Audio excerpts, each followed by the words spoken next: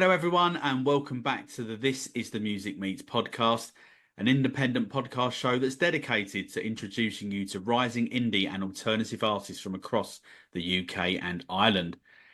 Please hit that subscribe button so you never miss out on any future episodes if you're new round here, and feel free to leave a comment as it really does help us beat those algorithms. It's now time for episode 123. And I'm delighted to be joined by Quentin, who are undoubtedly one of the most exciting bands around on the indie scene. Over the course of today's podcast, we're going to chat about the band's magnificent mixtape, Jay, headlining Chinnerys, saying goodbye to Nick, and welcoming a new bass player, and much, much more. So it is a very warm welcome to Liam and Owen to the This Is The Music Meets podcast. How you doing, lads? How we doing? We good, yeah? Very good. How you doing, mate? Yeah, I'm all good, thanks. It's great to have you back. Your third appearance on the podcast. So did you get a hat trick ball or anything like that, or wrong show? Unfortunately for copyright issues, I can't get away with that anymore. Yeah. But how are you guys going to be marking this special occasion? More importantly, obviously afterwards, probably.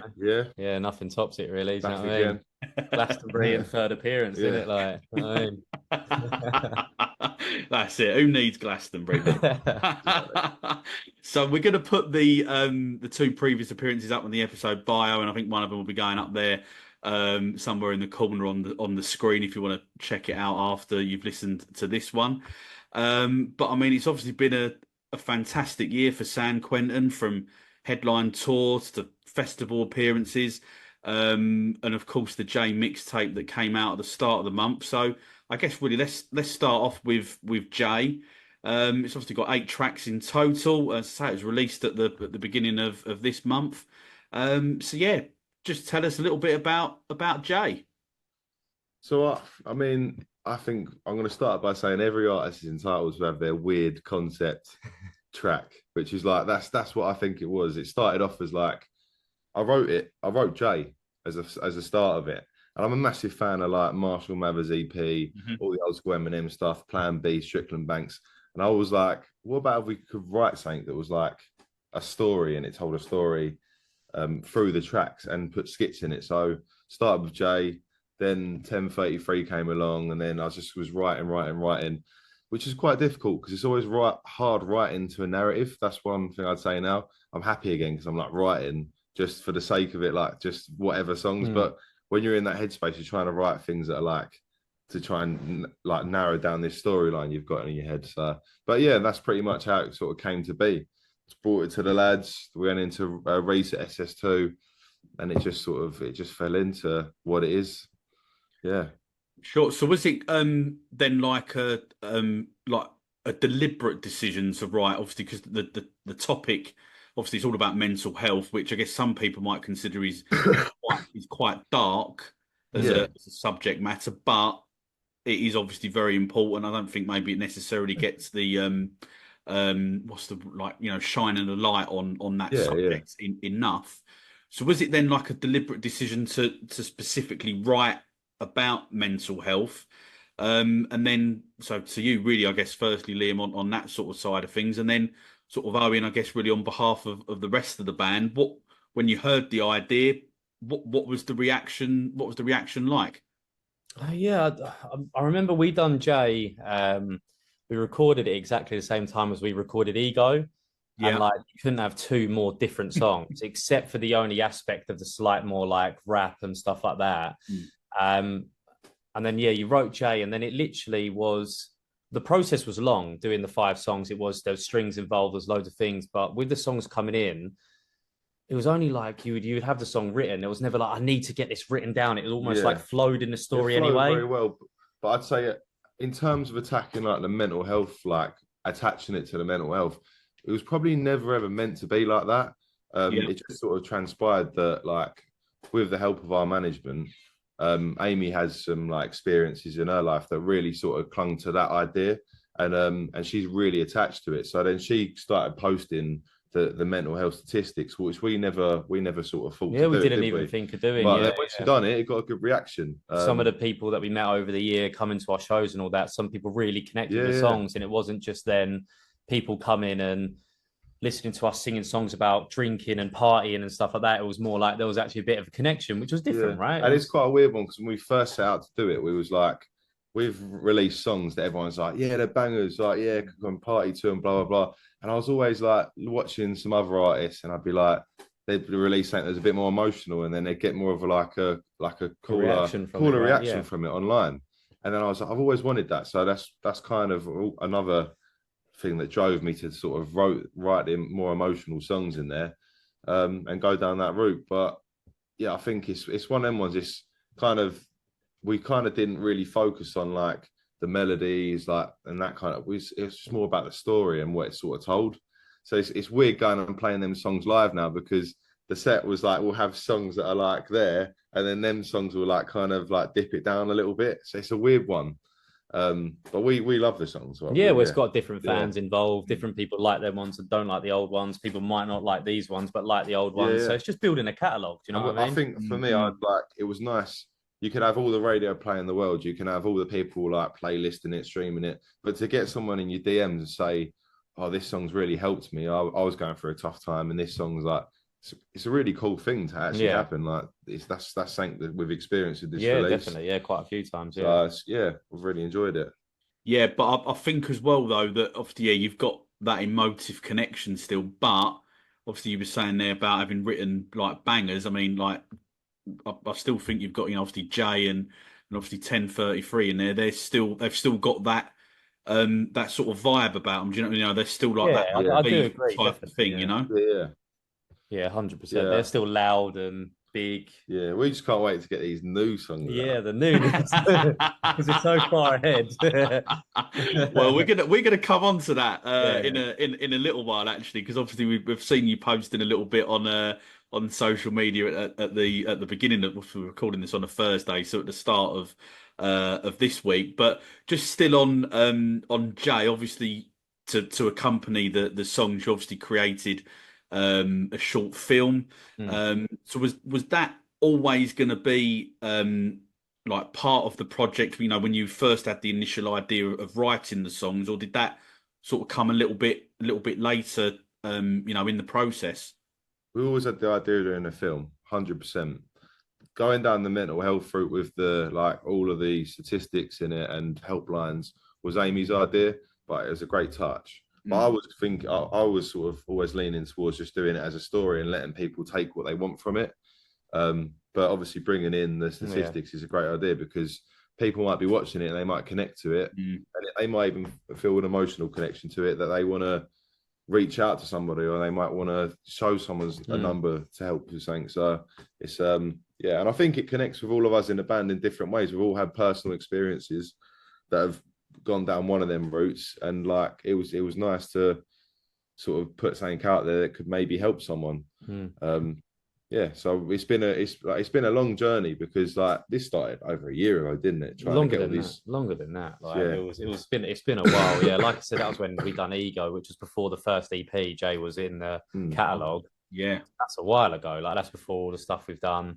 And it's just sort of built from there. But yeah, just with the video as well, obviously got to give a big shout out to Amy and Sophie as well. Oh, Amy and Sophie, yeah. They directed and thought of a lot of them. I think you was involved in a lot of it as well, but they've got that sort of that mind to see what they want and actually make it happen. Visually. You'd be doing the filming and you're going, I don't understand, why am I doing it? Why am I looking at a camera in a dark room? And then you watch it back and you're like, oh, I get it. You got to give it Sophie really and Amy there. Yeah, no, definitely. And I think on that as well, I think it just sort of, got across that message as well, which obviously, that was obviously being built up, for the whole mixtape, really. Obviously, I know you put out on your socials, I think it was last week, or maybe it wasn't. It was when the day before that video came out.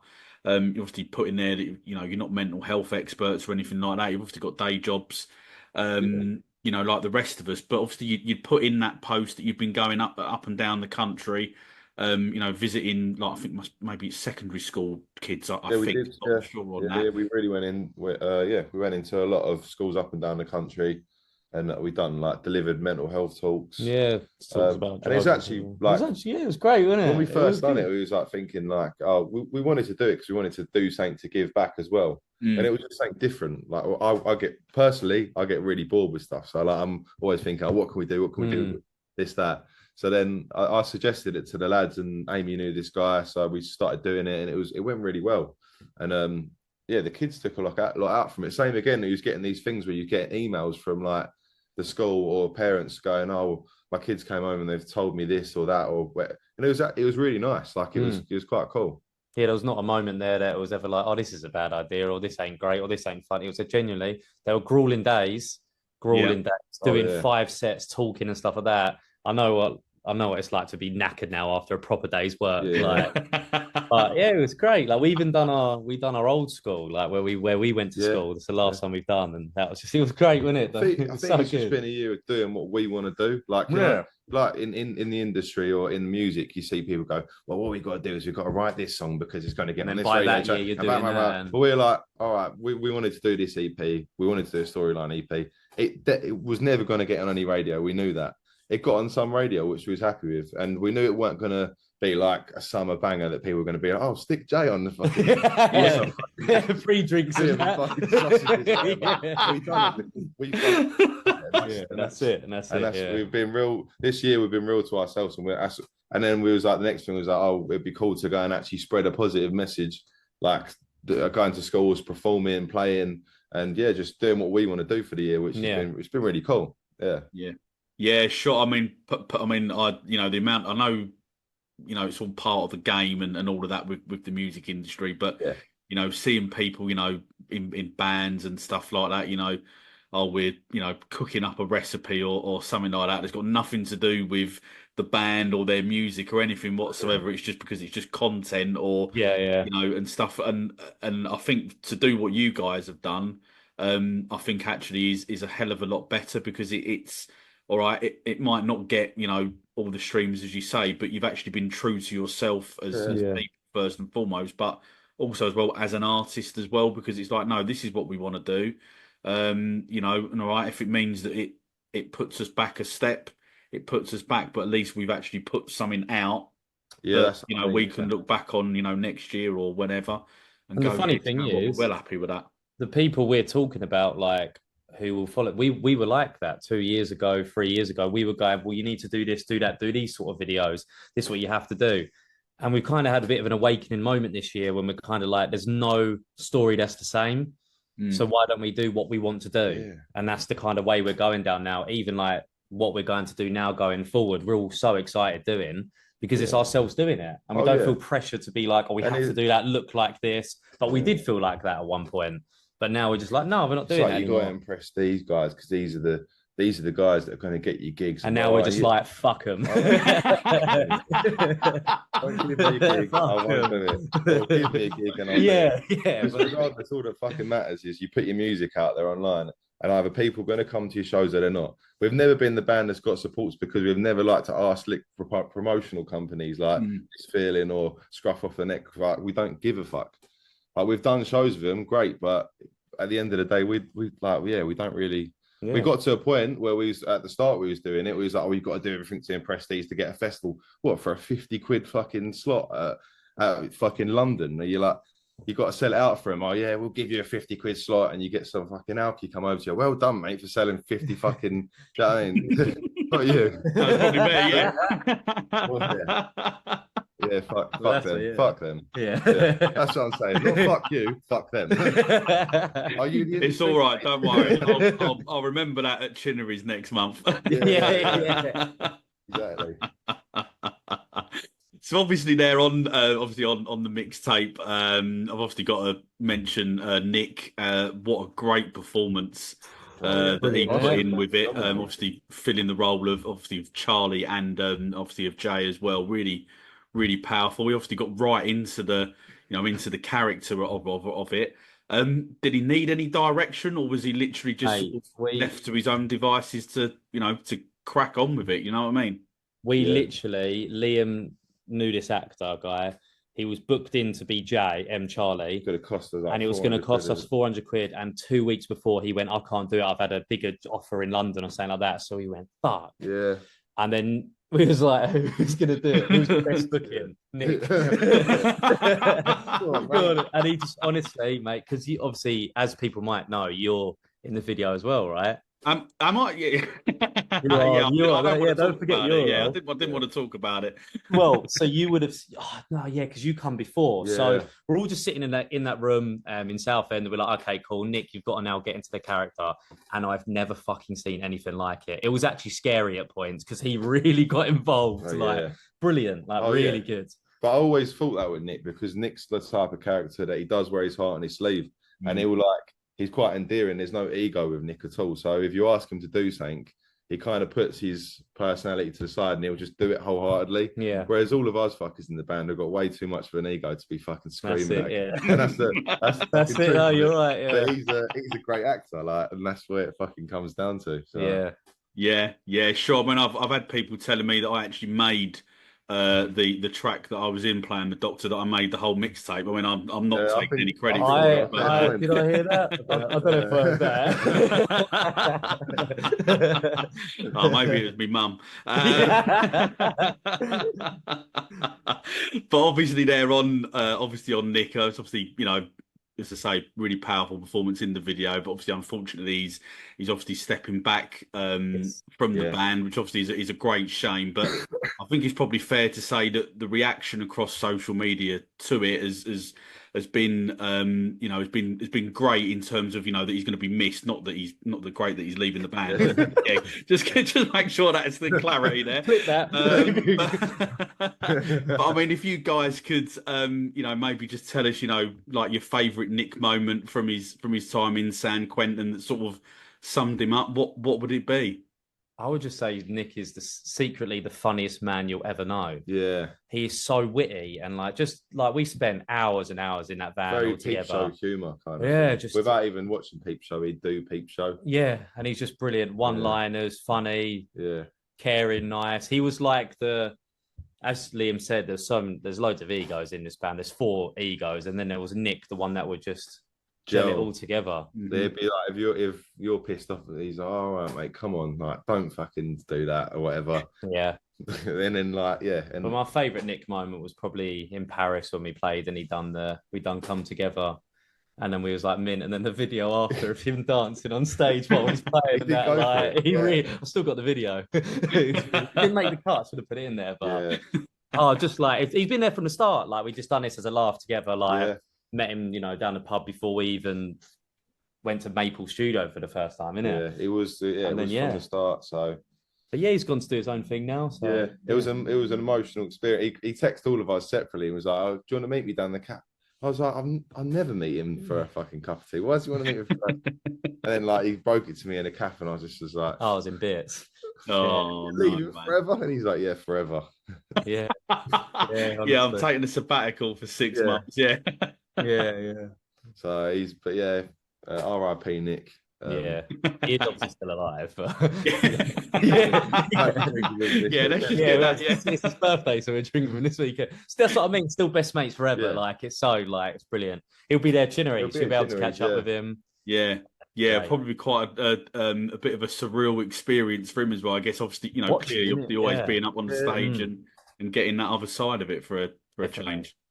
He'll be in the dressing room after going, no, you didn't do that, or you didn't, He won't be allowed in the dressing room. I'm telling him to fuck off.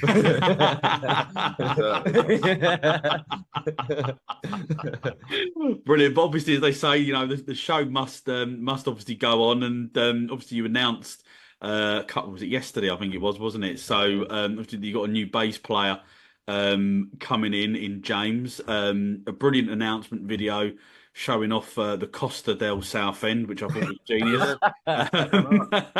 So what's it been like working with a new bass player and sort of how quickly has he fitted into things?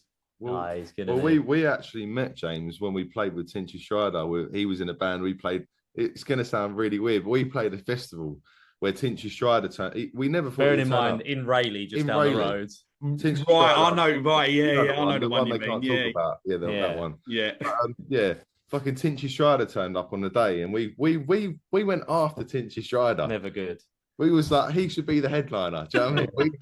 It goes downhill after Tinchy Strider. Yeah. They had to get people out from the fucking sausage stands to come and watch him because there weren't enough people there. But that's where we first saw James. And he was like, he must have been like... He was 18, 17, 18. Yeah, 17, 18. And he like drunkenly stumbled over one of our guitar cases. And I was like, fucking mind yourself, you little prick. He's always stuck in the head since then because I thought he was a decent bass player on the night. And then as soon as Nick left, I was like, because he came to see us at Chinnerys when we done the first show with that T-Rex tribute band. Oh yeah. And then, from then I was just like, I'll drop a message, and straight away he was straight in the DMs, and he had all of our songs, and he was like playing them on videos. Like, oh yeah, I'm well up for it. Yeah, and he's fucking good as well. Yeah, really, and then he was like, I'm a pilot, and I was like, all right, well, if you take me up in your plane, you might be allowed in the band. You might be allowed in the band. Yeah. I can't say. You want to take your missus to France. I can't say what went on the plane. Yeah, but yeah, he's already done a gig with us. Southampton. So anyone who come down Southampton would have saw him, would have been surprised as well, because obviously Nick wasn't there. But yeah, he done a gig with us. Thought, yeah, again, mint, perfect. Just been practicing the last 2 months together. Yeah, something like that. After Why Not? And then it's just been great. Just been really, really good. Yeah. And he's younger as well. He's younger than all of us. Yeah. I'm not the youngest one anymore, which is terrible. Yeah, I know. I'm not the baby anymore. I've got to actually start being responsible, and that's terrible. That's not gonna happen, is it? Let's be honest. Okay, so let's just rewind a couple of months back to sort of about May, June time, obviously when you was doing your headline tour. Looked incredible. Obviously, the date stuff that I didn't go to, but obviously the London show was brilliant.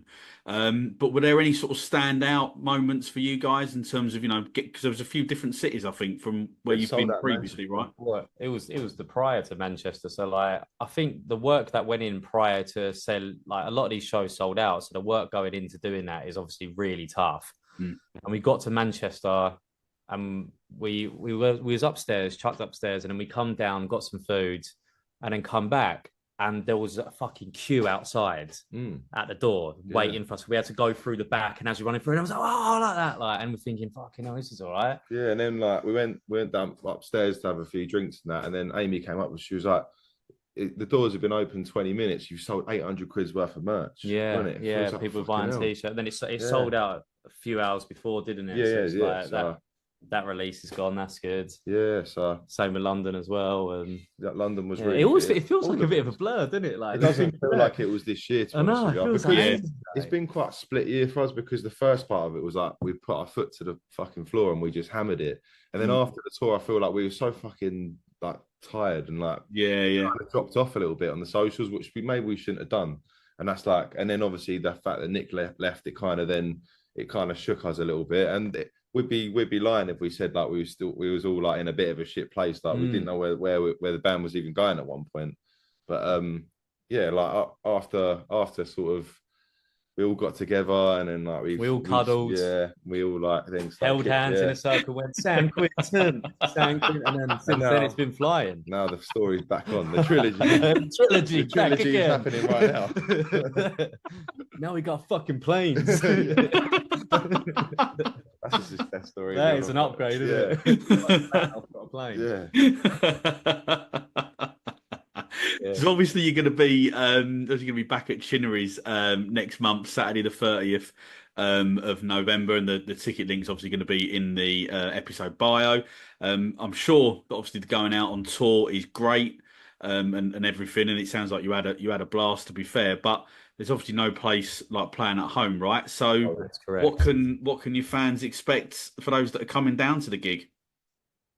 Ooh, so we want to just fucking have some sort of send it, don't we? We just want to send it. All the biggest parties, shows and that. We're going to throw some new songs in there, new covers, some of the new mixtapes, some of the old ones. Just loads of fun for an hour. We might even be ballsy and do 2 new songs. Just fuck it, why not? Because we've gone down a bit of a different path, not too different to what we've done, but I think we're always fucking doing something different. Yeah. Yeah, it'll be Yes. really good. I'm buzzing for it. Yeah, sure. So how then are you gonna how do you decide not just necessarily at Chinnerys, but sort of gigs in general? You know, your set list you're running all like this one here. Oh, I see that. Yeah. Very, very Yeah, nice. from Kind of London like this being a year. shit sandwich usually. Like, so what I say is you got to start strong, end strong, and then the middle can be filled up with like you like filler stuff if you like. I like cross the line, but I don't love it. So like we'll put that in the middle, and then just fucking put Yeah. then piece it together. And then what we like to do on shows is we don't like to have silence in between, so we can find little interludes and play in between and blah blah blah. Yeah. It will just help. There's nothing worse than when you finish a song and you can hear people coughing and stuff like that. Like, you don't want that. Or going, you're fucking shit. Basically, we don't allow people to say we're fucking shit. We just play non-stop for an hour, so no one can say nothing. And then if we don't play, go and saying we're from Southend. Yeah, we're from Southend, by the way. There'll be a lot of that. Yeah. There'll be all about Southend, go Southend. Brilliant. And are there any pre-show rituals going to be? You know, have you developed any yet, or are you? We were doing a Jaeger quite a bit. Yeah, the Out Charms taught us that one. Yeah. And that's good. That loosens you up. That's loosens you up. Yeah. But apart from that, we're not really a ritual band. No, we just have a lot. It was funny. The tour was like the only time there was a few. We done Nottingham at the Bodega, and they put us in one of the proper green rooms. And it was like a fucking 20-minute walk from there. Like, it was so far. And like, we put the England game on, the friendly, and then you're checking the time. We was on at 9. It got to like fucking 20 past 8:30. And I was like, shit, we've got a fucking show to do. Like, it got so chilled out. Like, and I think that just comes with doing so many shows. You are more chilled out. But with Chinnerys, that green room is obviously right by the stage. So you can hear people coming in. You can hear the bands. Like, so you can't not be pumped up before. Do you know what I mean? Like, it's going to be good. Yeah. No, I'm looking forward to it. I can't wait. It's always Chinnerys is obviously a great venue, and it's always a good night down there whenever you boys are playing. We've ever played for me anyway. I think for venues, like we've played loads of venues, and I'll stand by saying Chinnerys is like the best like small stage I've ever played. 100%, it isn't even a small stage. It's like 400, isn't it? Yeah, 400 people. Yeah. I think it's just got the best sound there. I don't know why, but you see a lot of big bands come through it. So. Yeah, actually, you mentioning the size there. I only found that out sort of, I don't know, about 3 or 4 months ago. I didn't realise it was actually as big as that. I thought it was less. Yeah. So to be like really surprised to hear that it was 400, but it's a great venue. That's quality. Yeah, it's good, really good. Yeah, sure. So we're obviously recording this show on a Thursday night. And for those obviously that have followed you or that follow you even on social media, they may have noticed that earlier on this week you've obviously been popping a few stories up, saying that you're in the studio. So as it is getting nearer to that time of the year, I've got to ask: is San Quentin working on a Christmas song? And if not, is that something you're going to be working on in the future? Maybe consider it, or is it something completely different altogether? I've always said, and I will stand by it, if we wrote a banging Christmas song, that's us set for life. Yeah, but that always gets you. Do you know what, mate? What you got to do is you just got to write a fucking Christmas song, ain't you? And then get it out there. Yeah, they ain't fucking wrong, though, are they? They ain't fucking wrong. My dad's been saying, like, he's been listening to the JP. He's like, I fucking love that EP, mate. He was like, why can't you just give it to someone that's like going to make it like people listen to it and get big? I was like, that's what we're fucking trying to do. What do you think we're fucking doing? On Instagram. But to answer your question, sadly, no, it was no Christmas songs just yet.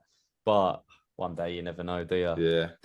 We've definitely got some big tunes like we're fucking buzzing to really get onto the next stage and that. So new music in the works. Just unfortunately for me, well, I'm not probably not just me, but there's probably a few disappointed San Quentin fans out there now. I was hoping to see, Santa song, Quentin. Jingle Bells and all that. Yeah, Santa Quentin. I like that. That's very good. Say trademark it now for when it happens. That's what I say. So new music in the works then, yeah? It is indeed. We've got in with a new producer, Rap Boy. I don't know if you ever listened to Rap Boy, but before going in, I'd never sort of listened to Rap Boy, and when we went in with him, it was just like it was really cool, and we got along really well. Gelled really well. And we've got quite a few new tunes now, haven't we? That we're really happy with. Yeah, 3 with him. Yeah, and then we've got quite a few with other people as well. So it's and I think we might just drop one before the end of the year. I reckon. Yeah. Ooh, exciting! The date 24th of October. Why not? Yeah. Why not? Fuck it. Before the Christmas rush, that's what I say. Yeah, that's it. Yeah. Brilliant, great stuff. Well, look, I look forward to hearing them, man, because I'm sure they're going to be, top tunes as they always are from you boys. But on every This Is the Music Meets podcast, we asked all of our guests a series of questions that are designed to be a little bit more lighthearted and just help the listeners, find out a little bit more about you, the artists, and what else you've been up to aside from San Quentin stuff. So the first question is, what artists on the underground new music scene have you been checking out in 2024? Quite like that. They're called Snakes. They're right. Like okay. Band. Yeah, really cool. I don't know if they're like new. Do you know what I mean? But they're new to you. They're new to me. Yeah. Who else is there? You got fucking loads. I like I'm a big fan of the Cairos. Always have been. Yeah. Yeah. Saw the Claws live for the first time in the summer. That was cool. That was really good. Yeah. Yeah, they're really, really good. And you got like the Art Charms. Amy's bands are pretty good. They're good. Yeah, great. Mercians, fantastic again. Mercians. Yeah, they're good boys. Yeah.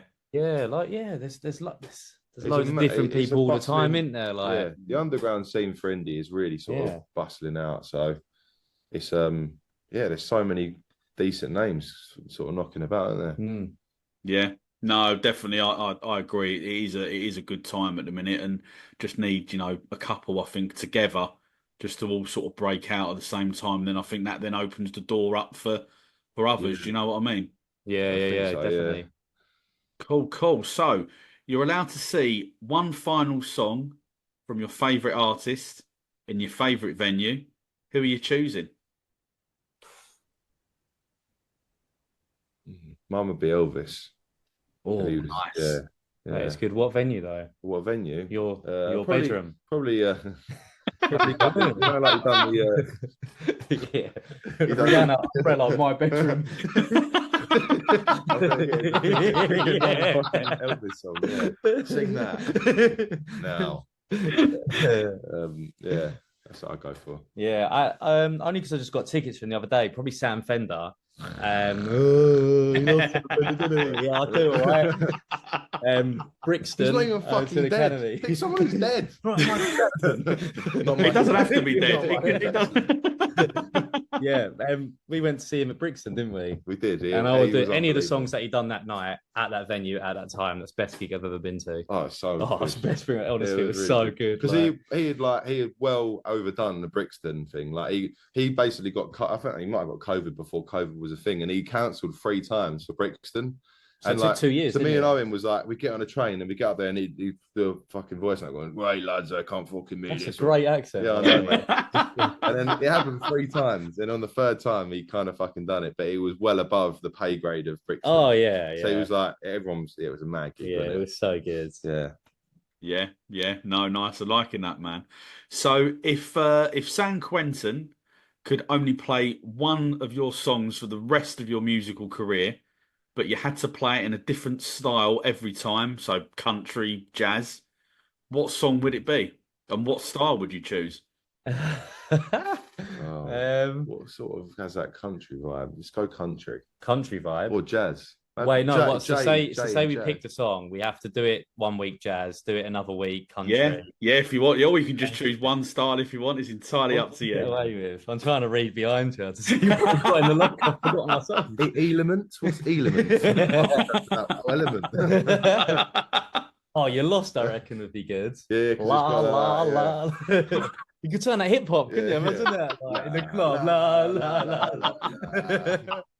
Yeah, I think you're hit the nail. Yeah, that's it. You lost. There we go. Brilliant. Loving that. So as it is sort of, again, we're going for a little bit of a topical feel with this podcast tonight. Which member of the band would survive longest in a zombie apocalypse, and what would their secret weapon be? Definitely not you. You try and show them your new songs too much. them all in his face. I reckon Dan, because he'd probably just sleep through it. Yeah, Dan for years. He'd probably go about his day not realizing what's going on. They'd think Dan was a zombie. That's the trouble. And that's his weapon as well. That he's like a zombie. Yeah, 100%. Playing them at their own game. Yeah, literally. And if San Quentin had to compete in a talent show, but you wasn't allowed to play music, what hidden talents would you showcase? Oh, we was doing some dance yesterday, weren't we? Oh yeah, so one of the backing track. Yeah, maybe what's that called? Like impromptu dancing or something, whatever it's called, something like that. Yeah, it'd be really cool. But obviously we'd have to wear something like I don't know. I think they call it modern dance. You know, when you sort of pretend you're like a grain of sand floating through the air. Yeah. I like how he knows all the stuff. Look, he knows all the moves. Yeah. That was what was on the TV just before when I come in. Something like that. Something to stand out. Maybe in gold, like type clothes like and all that. Spandex. That's the thing. We're working on a new image, and we were saying. So James likes to wear tight tops. If you're watching this, James, you know about your tight tops. About the tight tops. We were saying the other day, maybe we shouldn't wear tights. So I was like, maybe we should lean into it. Yeah. Lean into tight. Get them tighter. Maybe we should go tighter on everything. Yeah. Show the love handles off. Yeah. Show the people what they want. Show what a real man's body looks like. Then maybe you can start lubing up the body. Yeah. And that's our image. That's how Sam Smith was created. Oh shit. Yeah. It's been done. Yeah. Uh-oh. We've got the Poundland version coming. Yeah. The Poundland Which is the worst. That's the worst thing you want to be, a Poundland Sam Smith. Oh, fucking hell. Hopefully Sam Smith don't see it. Yeah, we're all doomed then. Yeah. So if you had to choose a new band name based on the last thing that you ate, what would it be? Mine would be Munchies. That's a sick name. Munchies. Oh, yeah. The Munchies. Good sweet as well. Yeah, mine it's would good be sweet. Oh, mine would the only be thing sweet. is, if you don't get the right biscuit caramel mixture in the game over. Yeah, you might not be able to. Well, it's just terrible. Yeah, because you want the crunch. You don't want it all caramel. I'd rather more crunch than caramel, to be honest with you. I'd rather less caramel, more crunch than more biscuit side of it. Tell them about your chocolates. That could be like the name of the album, More Crunch Than Caramel. And then like Munchies, More Crunch Than Caramel. Look at that. There you go. Brainstorming it. Yeah. Mine would be a Squares bar. Yeah, we'll let that one slide. You had a Squares bar? Yeah, that was the last thing I ate was a Squares bar. Yeah. The squares. The squares or the crispy. I was going to have a banana. So yeah. Maybe banana. No, we'll go with Munchies, I reckon. Yeah, that's the one. That's the one. So obviously we've mentioned in the podcast, you obviously got Chinnerys coming up in about a month's time. But so what does the rest of this year look like? And sort of looking slightly further ahead into 2025, what does that look like for San Quentin? We've had some massive news drop in the inbox for some opportunities that I don't know whether we're going to be able to announce this year or next year, but it's really cool, isn't it? It's really cool, potentially. So, I mean, yeah, we still got Chinnerys. We've got a show at the Garage on the 8th of December. Yes.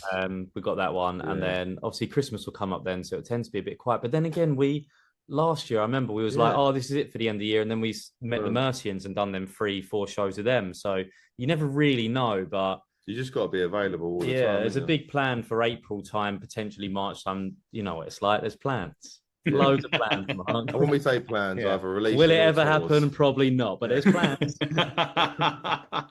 Well, I look forward to finding out what the plan was and seeing if it actually happened or not. Yeah. Oh, yeah. I'll see you down the railway going, oh, that plan never fucking happened. Get me a drink.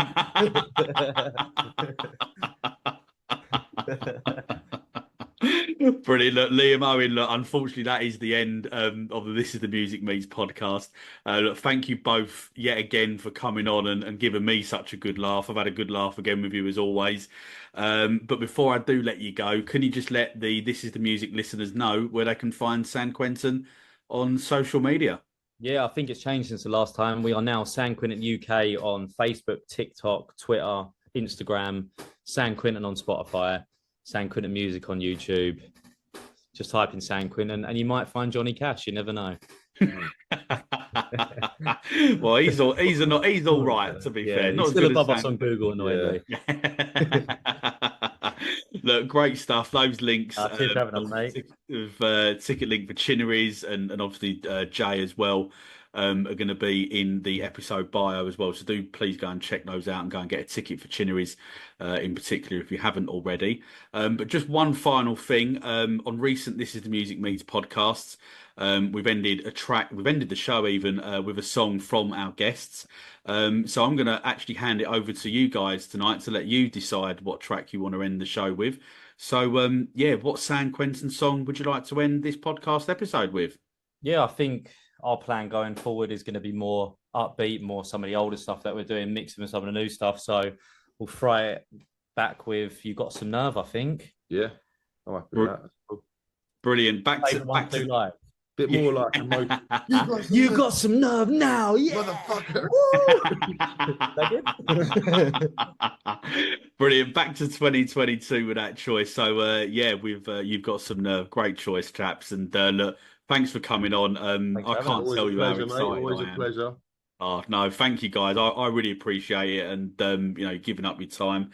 And I can't even begin to tell you how excited I am to see you live at Chinnerys next month, and I'm hoping as well to be able to get to that gig in December as well that you mentioned.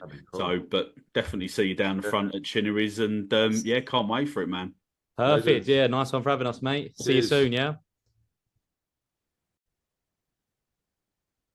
And all that leaves me to say is to thank everyone for listening to the latest This Is the Music Meets podcast. Please subscribe so we never miss out on any brand new episodes. And if you're loving the podcast, show us some love by giving us a rating and written review, as it really does help the artists we interview to be discovered. If you are listening to this episode on Spotify or Apple Podcast, then stay tuned, because at the end of this episode, you'll be able to hear You've Got Some Nerve, which was chosen by Owen from San Quentin during the podcast today. Remember, the future is bright, the future is indie, and I'll see you very, very soon for another This Is the Music Meets podcast.